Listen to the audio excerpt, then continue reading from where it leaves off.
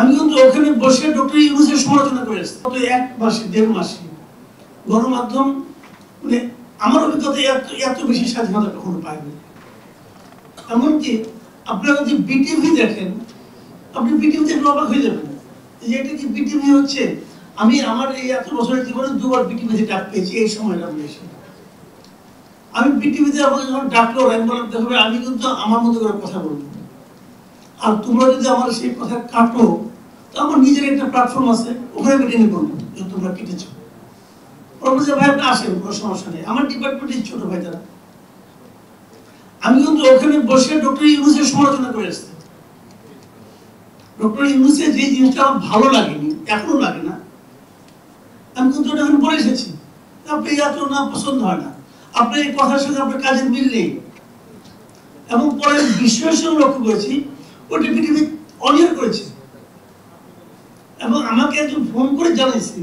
তো আমি তো ভাবছিলাম যে বিটিভিতে যে আপনি বিটিভির মতো হয়ে গেছেন, কিন্তু এখন তো দেখতেছি বিটিভি আপনার মতো হয়ে গেছে। এই যে বিটিভি আমাদের মতো হয়ে যাওয়া, সাধারণ মানুষের মতো হয়ে যাওয়া, একটা বোকা মানুষের মতো হয়ে যাওয়া, আমার জীবনে আমি কখনো কল্পনা করি যে গণমাধ্যম এতটা স্বাধীনতা পেতে পারবে। 25 বছরের ওয়ারেন্টিযুক্ত দীর্ঘস্থায়ী দরজা প্রোটেক্টর, আধুনিক ও মজবুত দরজা পেয়েছি।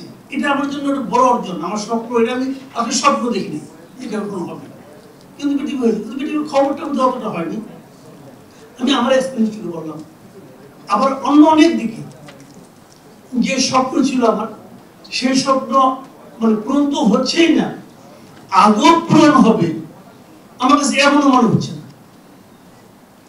যেমন ধরুন আমি একটা এক্সাম্পল বলি আপনাদেরকে, একটা ক্রিকেট টিম মনে করেন দেশের বাইরে যাবে, বাংলাদেশের জাতীয় দল বাইরে যাবে, আমরা কি করি?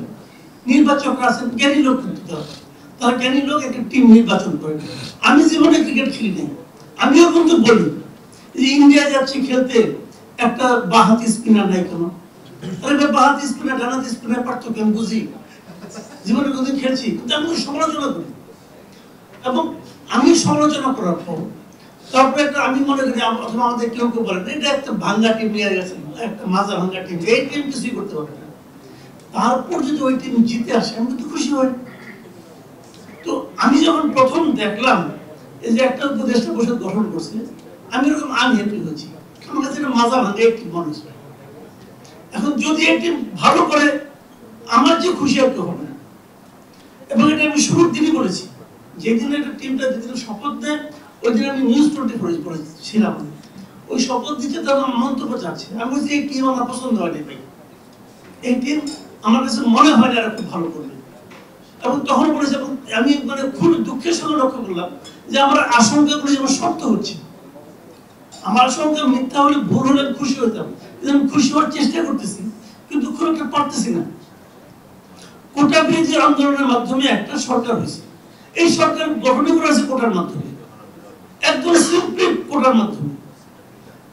এনজিও কোটা, ঢাকা ইউনিভার্সিটির ল ডিপার্টমেন্টের কোটা, চট্টগ্রামের কোটা, গ্রামীণ ফোনের কোটা, গ্রামীণের কোটা, এই তো কোটা। এবং আমার আপত্তি ছিল না, দুই শিক্ষকগুলি ক্যাপেবল হতো। আমার কাছে এখন পর্যন্ত তাদের খুব ক্যাপেবল মনে হচ্ছে না। যদি শেষ পর্যন্ত খেলায় জিতে, ভালো হাততালি দেবো, খুশি হবো।